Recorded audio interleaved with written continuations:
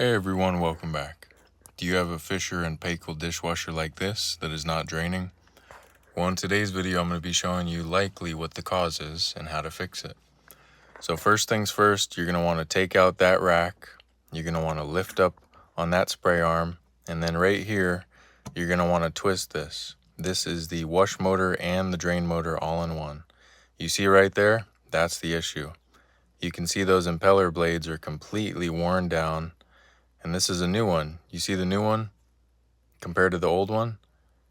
Yeah, they're about twice as long.